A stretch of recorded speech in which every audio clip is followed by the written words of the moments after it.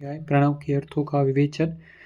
वामदेव जी बोले, भगवान षडानंद संपूर्ण विज्ञानमय अमृत के सागर, समस्त देवताओं के स्वामी, महेश्वर के पुत्र, प्रणतार्थी के भजन कार्तिक, आपने कहा है कि प्रणव के 6 प्रकार के अर्थों का परिज्ञान, अभिष्ट वस्तु को देने वाला। यह 6 प्रकार के अर्थों का ज्ञान क्या है प्रभु? वे 6 प्रकार के अर्थ कौन कौन से हैं और उनका परिज्ञान क्या वस्तु है? उनके द्वारा प्रतिपाद्य वस्तु क्या है और उन अर्थों का परिज्ञान होने पर कौन सा फल मिलता है?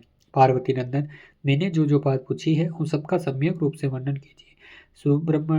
ब्राह्मण्य स्कंद बोले, मुनि श्रेष्ठ, तुमने जो कुछ पूछा है उसे आदरपूर्वक सुनो। समष्टि और वृष्टि भाव से महेश्वर का परिज्ञान है, प्रणवार्थ का विज्ञान। मैं इस विषय को विस्तार के साथ कहता हूँ। उत्तम व्रत का पालन करने वाले मुनीश्वर, मेरे इस प्रवचन से उन 6 प्रकार के अर्थों की एकता का भी बोध होगा।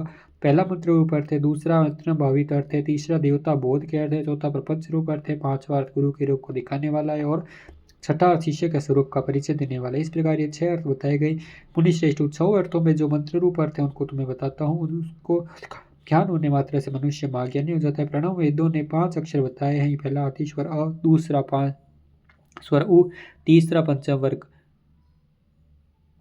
प वर्ग का अंतिम अक्षर म, उसके बाद चौथा अक्षर बिंदु और 5वां अक्षर नाद है। इनके सिवा दूसरे वर्ण नहीं है। यह समष्टि रूप वेदादि प्रणव कहा गया है। नाद शब्द अक्षरों का समष्टि रूप है। बिंदु युक्त जो 4 अक्षर है वह इष्टि रूप से शिववाचक प्रणव में प्रतिष्ठित है। विद्वान, यंत्र रूप या यंत्र भावित अर्थ सुनो। वह यंत्र शिवलिंग रूप में स्थित है। सबसे नीचे पीठ हरका लिखे, उसके ऊपर पहला स्वर आकार लिखे, उसके ऊपर उकार अंकित करें और उसके भी ऊपर प वर्ग का अंतिम अक्षर मकार लिखे। मकार के ऊपर अनुस्वार, उसके भी ऊपर अर्धचंद्राकार नाद अंकित करें। इस तरह यंत्र के पूर्ण हो जाने पर साधक का संपूर्ण मनोरथ सिद्ध हो जाता है। इस प्रकार यंत्र लिखकर उसे प्रणव से ही वेष्टित करें और उस प्रणव से ही प्रकट होने वाले नाद के द्वारा नाद का अवसाद समझे। मुने, अब मैं देवता रूप तीसरे अर्थ को बताऊंगा जो सर्वत्र गूढ़ है। वामदेव, तुम्हारे स्नेहवश भगवान शंकर के द्वारा प्रतिपादित उस अर्थ का मैं तुमसे वर्णन करता हूँ। सज्ञोजातम प्रबध्यामि, यहाँ से आरंभ करके सदा शिवोहम तक जो 5 मंत्र श्रुति ने प्रणव को इन सब का वाचक कहा। इन्हें ब्रह्म रूपी 5 सूक्ष्म देवता समझना चाहिए। इन्हीं का शिव की मूर्ति के रूप में विस्तार पूर्वक वर्णन है। शिव का वाचक मंत्र शिव मूर्ति का भी वाचक है, क्योंकि ये मूर्ति और मूर्तिमान में भी अधिक भेद नहीं है। ईशान मुकुटोपेतः इस श्लोक से आरंभ करके पहले मंत्रों द्वारा शिव के विग्रह का प्रतिपादन किया जा चुका है। अब उनके 5 मुखों का वर्णन सुनो। पंचम मंत्र ईशान सर्व विद्या नाम को आदि मानकर वहां से लेकर ऊपर के सग्गोजात मंत्र तक क्रमशः एक चक्र में अंकित करें। फिर सग्गोजात से लेकर ईशान मंत्र तक क्रमशः उसी चक्र में अंकित करें। यही 5 भगवान शिव के 5 मुख बताए गए। पुरुष से लेकर सग्गोजात तक जो ब्रह्मरूप 4 मंत्र है वही महेश्वर देव के चतुर्व्यूह पद पर प्रतिष्ठित है। ईशान मंत्र सग्गोजात आदि 5 मंत्रों का समष्टि रूप है। मुने, मूर्त से लेकर सज्ञोजात तक जो 4 मंत्र ईशान देव के व्यष्टि रूप है। इसे अनुग्रह में चक्र कहते हैं। यही पंचात का कारण है। यह सूक्ष्म निर्विकार अज्ञान नाम है, परम ब्रह्मा स्वरूप है। अनुग्रह भी 2 प्रकार का, एक तो तिरुभाव आदि 5 कृत्यों के अंतर्गत, दूसरा जीवों के कार्य कारण आदि के बंधनों से मुक्ति देने में समर्थ है।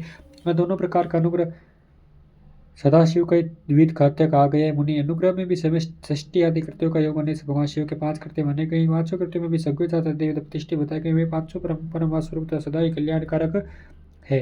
अनुग्रह में चक्र शांत्यतीत कला रूप सदाशिव से अधिष्ठपति होने के कारण उसे परम पद कहते हैं। शुद्ध अंतःकरण वाले सन्यासियों को मिलने योग्य पद यही है जो सदाशिव के उपासक है और जिनका चित्त प्रणव व उपासना में संलग्न है, उन्हें भी इसी पद की प्राप्ति होती है। इसी पद को पाकर मुनीश्वर गण और ब्रह्मा रूपी महादेव जी के साथ प्रचुर दिव्य भोगों का उपभोग करके महाप्रलय काल में शिव की समता को प्राप्त हो जाते हैं। विमुक्त जीव कभी संसार सागर में नहीं गिरते। ते ब्रह्मलोकेषु परांत काले परिमुच्यते सर्वे। सनातन स्मृति से अर्थ का प्रतिपादन किए।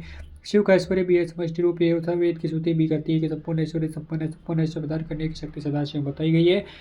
चमत्काध्याय के पद से सूचित होता है कि शिव से बढ़कर दूसरा कोई पद नहीं है। ब्रह्म पंचक के विस्तार को प्रपंच कहते हैं। इन 5 ब्रह्म मूर्तियों से निवृत्ति आदि 5 कलाएं हुई है। सबके सब सूक्ष्मभूत स्वरूपी होने से कारण रूप में विख्यात है। उत्तम व्रत का पालन करने वाले वामदेव स्थूल रूप है जो प्रकट जो ये जगत प्रपंच है, जिसने 5 रूपों का प्राप्त कर रखा है, वह ब्रह्मा अपने उन 5 रूपों के साथ ब्रह्मपंच के नाम ब्रह्मपंचक नाम धारण करता है। मुनि श्रेष्ठ, पुरुष क्षोत्र वाणी शब्द और आकाश इन 5 को ब्रह्मा निशान रूप से व्याप्त कर रखा है। मनुष्य प्रकृति त्वचा प्राणी स्पर्श और वायु इन 5 को माने ही वृत्त रूप से व्याप्त कर रखा है। एक का नेत्र पैर रूप और अग्नि 5 अगो रूप व्याप्त से ब्रह्मा से व्याप्त है। बुद्धि रसना पायु रस और जल ये वामदेव रूपी ब्रह्मा से नित्य व्याप्त देते हैं। मन नासिका उपस्थ गंध और पृथ्वी ये 5 अग्निजात रूपी ब्रह्मा से व्याप्त है। इस प्रकार ये जगत पंच ब्रह्म स्वरूप है। यज्ञ रूप से बताए गए जो शिववाचक प्रणव व नाद पर्यंत 5 वर्णों का समष्टि रूप है तथा बिंदु युक्त जो 4 वर्ण है वे प्रणव के विष्ट रूप है। शिव के उपदेश के मार्ग से उत्कृष्ट मंत्राधिराज शिव रूपी प्रणव का पूर्वोक्त नित्य रूप से चिंतन करना चाहिए। बोलो शिव शंकर भोलेनाथ की जय।